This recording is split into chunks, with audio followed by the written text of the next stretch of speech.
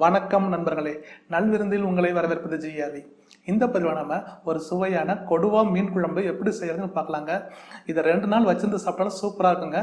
இது எப்படி செய்யறதுன்னு இந்த பதிவில் பார்க்கலாம். வாருங்கள் நண்பர்களே, சமையலை எளிமையாக்குவோம். கொடுவா மீன் குழம்பு எப்படி செய்யறதுன்னு இப்போ பார்க்கலாங்க.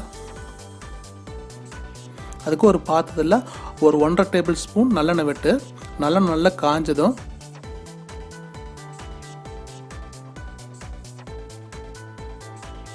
அதில் பொடியாக நறுக்கின இஞ்சி பூண்டு 2 சேர்க்குறேங்க. இஞ்சி பூண்டு நல்லா வதங்கணும்.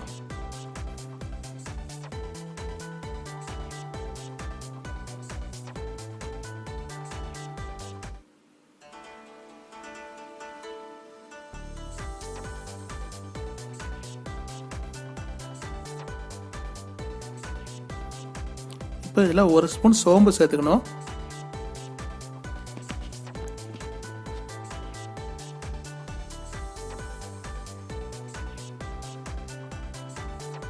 நல்லா வதக்குங்க.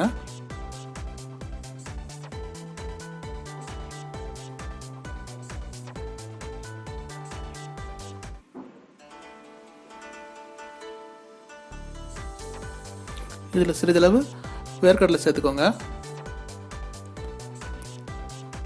இந்த வேர்க்கடலை இந்த குழம்புக்கு ஒரு நல்ல சுவையை கொடுக்கும்.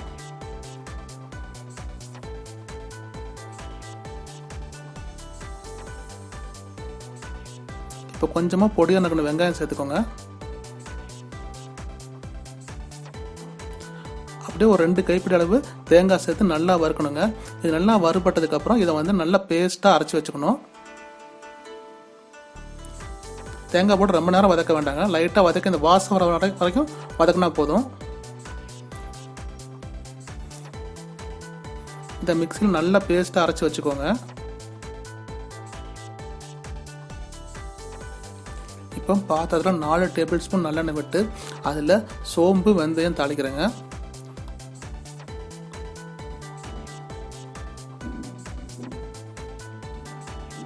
இப்போ அதில் கருவேப்பிலை சேர்க்குறோம்.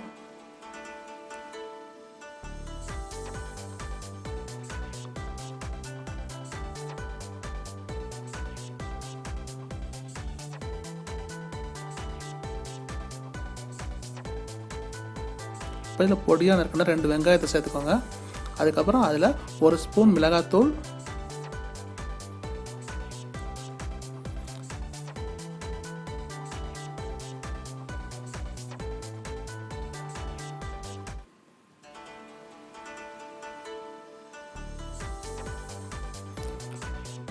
ரெண்டு ஸ்பூன் மல்லித்தூள்,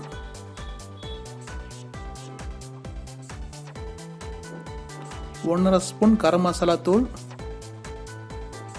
சிறிதளவு மஞ்சத்தூள், 1 ஸ்பூன் சாம்பார் தூள், இதெல்லாம் சேர்த்து நல்லா வதக்கணுங்க.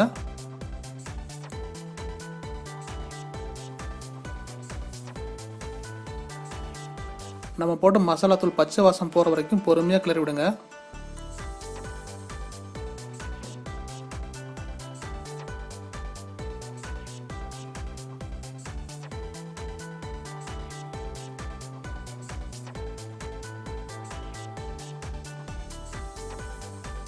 இப்போ இதில் ஒரு 2 தக்காளியை பொடியாக நறுக்கி சேர்த்துக்கோங்க.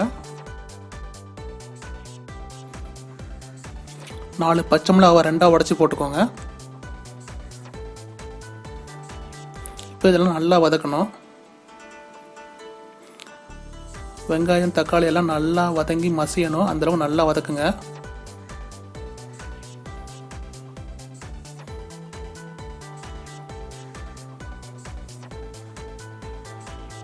எல்லாம் நல்லாங்கிடுச்சு.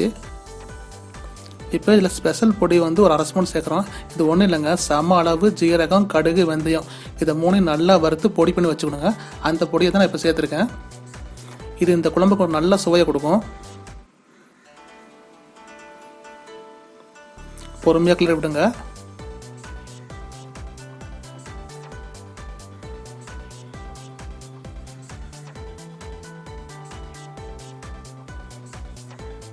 பாருங்க, எல்லாம் நல்லா வதங்கிடுச்சு. இப்போ ஒரு எலுமிச்சம்பழம் அளவு உள்ள புளியை நல்லா கரைச்சி அதை இதில் சேர்த்துக்கோங்க.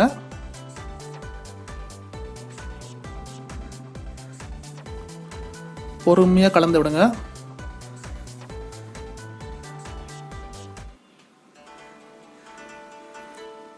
இது நல்லா கொதிக்கணும்.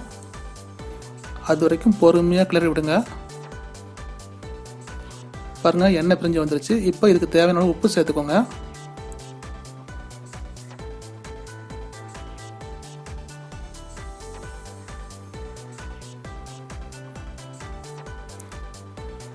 நல்லா கொதிச்சு எண்ணெய் பிரிஞ்சு வருது பாருங்க.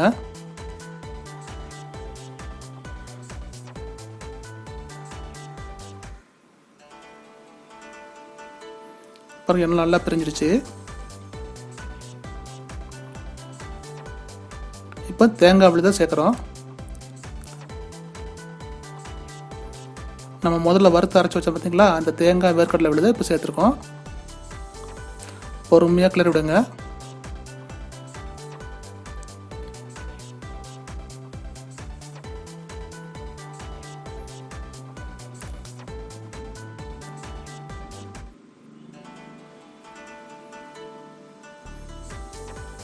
பாருங்க, எல்லாம் நல்லா மிக்ஸ் ஆகிடுச்சு.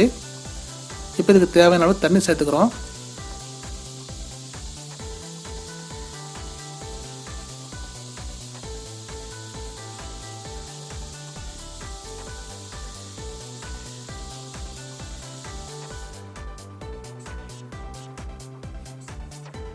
இப்போ இதில் நம்ம நல்லா கழுவுன மீன் துண்டுகளை சேர்க்குறோம். நான் கொடுவா மீன் யூஸ் பண்ணியிருக்கேங்க இந்த குழம்புக்கு.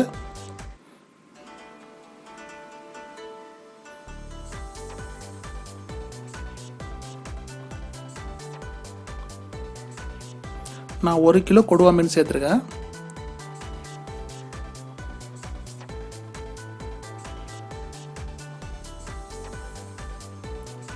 இந்த குழம்பு நல்லா டேஸ்ட்டாக இருக்குங்க. சாதத்துக்கு, இட்லி, தோசை எல்லாத்துக்கும் நல்லா டேஸ்ட்டாக இருக்குங்க இது.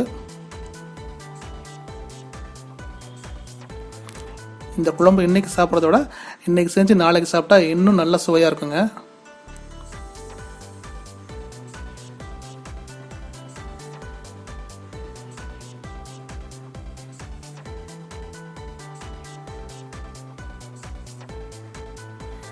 இப்போ நல்லா கொதிக்க விடுறோம். இப்போ இதுக்கு தேவையான அளவு 2 ஸ்பூன் மிளகுத்தூள் சேர்க்குறோம்.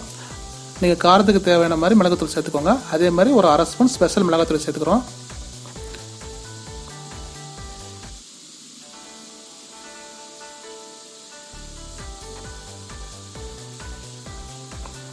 பொறுமையாக கிளறி விடுங்க, மீன் உடையாத மாதிரி.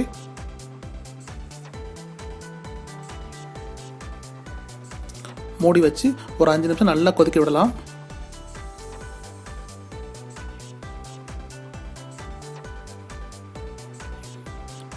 பாருங்கள், குழம்பு நல்லா கொதிக்க ஆரம்பிச்சிருச்சு. அதே மாதிரி எண்ணெய் நல்லா பிரிஞ்சு வருது பார்த்தீங்களா.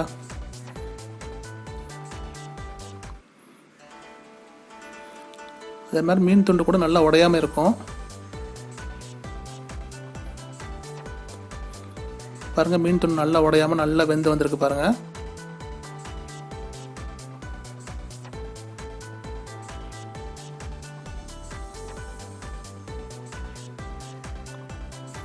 இப்போ இதில் ஒரு 10 மாங்காய் துண்டு சேர்த்துக்கோங்க. மாங்காய் துண்டு நல்ல ஒரு டேஸ்ட்டை கொடுக்கும் இந்த குழம்புக்கு.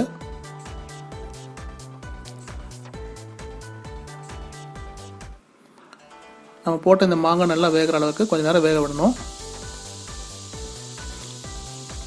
பாருங்கள், நம்மளுடைய சுவையான கொடுவா மீன் குழம்பு தயாராகிடுச்சு. இதை வீட்டில் செஞ்சு பார்த்துட்டு எப்படி இருக்குன்னு எனக்கு கமெண்ட்ஸில் சொல்லுங்கள். இதே மாதிரி ஒரு சுவையான உணவுடன் உங்களை சந்திக்கிறேன். வாழ்க வளமுடன்.